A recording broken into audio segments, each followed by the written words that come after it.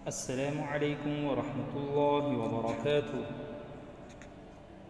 प्यारे बच्चों, आप खैर आफ़ियत से होंगे। अल्हम्दुलिल्लाह हम भी खैर आफ़ियत से हैं। प्यारे बच्चों, इससे पहले वीडियो के अंदर हमने आपको खाने की दुआ पढ़ना भूल जाए तो उसकी दुआ और खाने के बाद की दुआ हमने आपको तर्जमे के साथ वीडियो के अंदर बता दी थी और पढ़ा भी दी थी। ओके बच्चों, आज हम पढ़ेंगे खाने की सुन्नतें। ऑलरेडी हम खाने की सुन्नतें लाइव क्लास के अंदर जब हमारा वीडी का पीरियड था उस वक्त हमने पढ़ ली है और आज हम उसको वीडियो की शक्ल के अंदर इंशाअल्लाह पढ़ेंगे और अच्छी तरीके से उसको हम याद करेंगे। तो प्यारे बच्चों, आओ हम सब उस खाने की सुन्नत को पढ़ते हैं जिसको हमारे नबी सल्लल्लाहु अलैहि वसल्लम ने हमें बताया है और उसका फॉलो करने का भी हुक्म हमें दिया है। तो बच्चों, सबसे पहले जो खाने की सुन्नत है वो है दस्तरखान बिछाना। यानी जब हम खाने के लिए बैठते हैं तो सबसे पहले हमें दस्तरखान बिछाना चाहिए, उसके बाद हमें खाने के लिए बैठना चाहिए। विदाउट दस्तरखान हमें खाना नहीं खाना चाहिए। अगर हम स्कूल के अंदर आते हैं तब भी हम अपनी बेंच के ऊपर जहाँ हमारी प्लेस है वहाँ पर या तो हम कॉटन का एक पीस बिछाकर या फिर न्यूज़पेपर का पीस बिछाकर हम खाना खाएंगे। इसलिए कि अगर दस्तरखान के ऊपर हम खाना खाएंगे तो जो खाना नीचे गिरेगा तो वो दस्तरखान के ऊपर गिरेगा और उसको हम साफ़ करके खा सकते हैं। तो सबसे पहली सुन्नत हुई दस्तरखान बिछाना। नंबर 2, दोनों हाथ गत्तों तक धोना।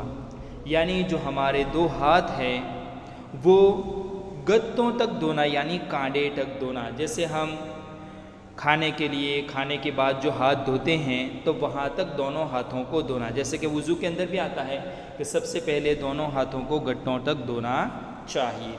तो यहाँ पर भी बताया गया है कि हम जब भी खाने के लिए बैठेंगे दोनों हाथ गट्टों तक धोएंगे। यानी हम दोनों हाथों को इसलिए धोएंगे कि हमारे हाथ डर्टी होते हैं, गंदे होते हैं। अगर उसी हाथ के धोए बगैर उसी हाथ से खाएंगे तो गंदे हाथ वाला खाना हमारे पेट में जाएगा और फिर बीमारियां पैदा कर सकता है। इसलिए हमारे नबी सल्लल्लाहु अलैहि वसल्लम ने बताया है कि खाने से पहले दोनों हाथों को धोना चाहिए।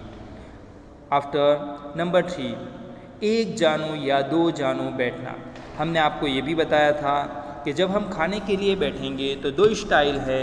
एक तो हम एक पैर को खड़ा करके दूसरा पैर बिछा कर बैठेंगे और दूसरी स्टाइल जो हमने आपको बताई थी वो है यानी हम जिस तरीके से नमाज के अंदर कादे के अंदर दोनों पैरों को जिस तरीके से बिछा कर बैठते हैं इस तरीके से हम बैठेंगे। ये इस तरीके से बैठना सुन्नत है।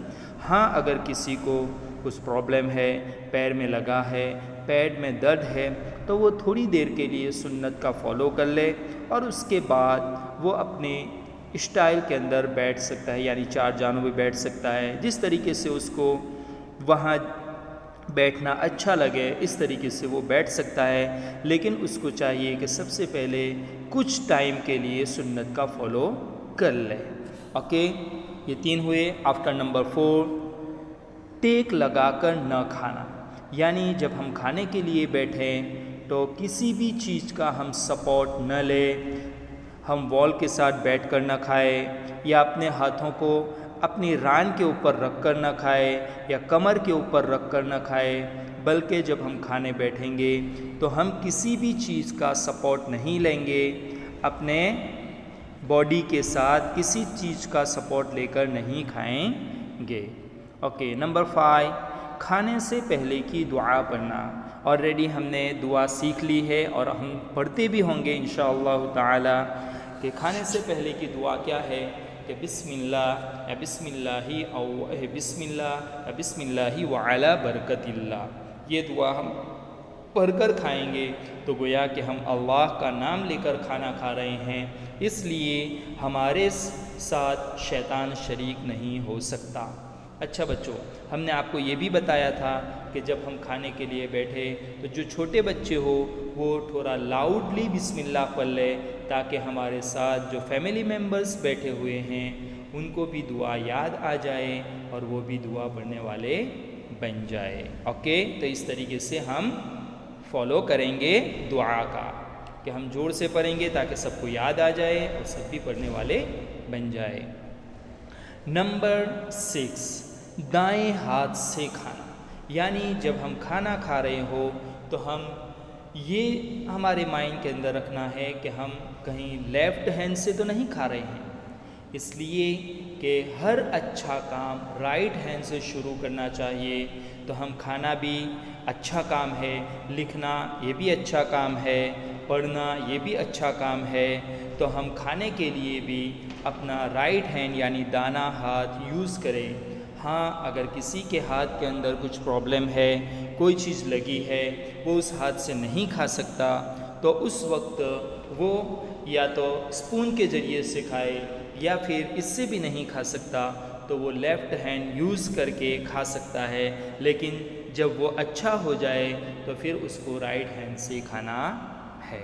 ओके, नंबर 7, 3 उंगलियों से खाना। देखो बच्चों, ऑलरेडी हम जो खाते हैं या तो 4 फिंगर्स यूज़ करते हैं या 5 फिंगर्स यूज़ करते हैं और खाते हैं, लेकिन हमारे नबी सल्लल्लाहु अलैहि वसल्लम ने जो हमें खाने का तरीका बताया है उसके अंदर 7 नंबर के ऊपर बताया है कि तुम 3 उंगलियों से खाओ। हमारे लिए ये बहुत हार्ड लगेगा 3 उंगलियों से खाना, लेकिन हम ट्राई करते रहेंगे तो इंशाअल्लाह ये हमारे लिए ईज़ी हो जाएगा। तो हमें तो 3 उंगलियों से ट्राई करना है, फिर 3 उंगलियों से हमें आदत हो जाएगी तो फिर हमें 4 और 5 फिंगर्स यूज़ करने की ज़रूरत नहीं पड़ेगी। हाँ, अगर नहीं हो सकता है तो आप 4 फिंगर्स यूज़ कर सकते हैं, लेकिन सुन्नत 3 उंगलियों से खाना है। नंबर 8, अपने सामने से खाना। यानी जब हम खाने के लिए बैठे हैं, हमारे सामने खाना है तो खुद हम अपने सामने से खाएं। ऐसा नहीं कि दूसरे की प्लेट के अंदर से हम खींच ले, दूसरे की प्लेट हम ले लें और दूसरी जगह से खाना खींचकर हम अपनी तरफ खींचे। नहीं, ये रॉन्ग है, ये सुन्नत के ऑपोजिट है। हम इस तरीके से खाना नहीं खाएंगे। अगर हम घर पे भी खाते हैं तो हमें ये हमारी जो गलती है उसको सुधारना है। कहीं ऐसा ना हो कि हम कहीं किसी दावत में चले जाएं और हमारी आदत वहाँ पर ये रहे और दूसरे देखने वाले गलत समझे। इसलिए हमें चाहिए कि हम ऐसे आदत को कंप्लीट कर लें, यानी गलती को सुधार लें। तो क्या बताया, अपने सामने। हाँ, अगर अलग अलग आइटम है, एग्ज़ाम्पल कि बहुत सारी प्लेट है, बहुत सारे बाउल्स है, उस बाउल्स के अंदर अलग अलग आइटम्स है, तो हम जिस बाउल्स को के अंदर से हम लेना चाहे ले सकते हैं। लेकिन अगर बड़े प्लेट के अंदर हम सब मिलकर खा रहे हैं तो अपने सामने अगर राइस है, जैसे कि शादी के अंदर बड़ा प्लेट होता है, 4 मेंबर्स बैठते हैं, तो उस वक्त हम जब खाने के लिए बैठेंगे तो अपनी तरफ से जो भी खाना है खाएंगे, दूसरे की तरफ से नहीं खाएंगे। Okay student. नंबर 9, बहुत ज़्यादा गरम न खाए। हाँ, बहुत ज़्यादा गरम इसलिए नहीं खाना है कि अगर हमने बहुत ज़्यादा गरम खाना खा लिया तो हो सकता है हमारी ज़बान जल जाए, हमारे होठ जल जाए, हमारे दांतों के साइड की जो चमड़ी है वो जल जाए, जिसकी वजह से हमें फिर प्रॉब्लम हो, फिर उसके बाद हम खा ही ना सके कुछ दिनों के लिए। इसलिए बेहतर ये है कि जब खाना थोड़ा बहुत ठंडा हो जाए, यानी नॉर्मल जैसा हो जाए, तो उस वक्त हम खाना खा सकते हैं। बहुत ज़्यादा गर्म खाने में हमें प्रॉब्लम हो सकता है, हमारी ज़बान को प्रॉब्लम हो सकता है। ओके। नंबर 10, खाने में ऐब न निकालें।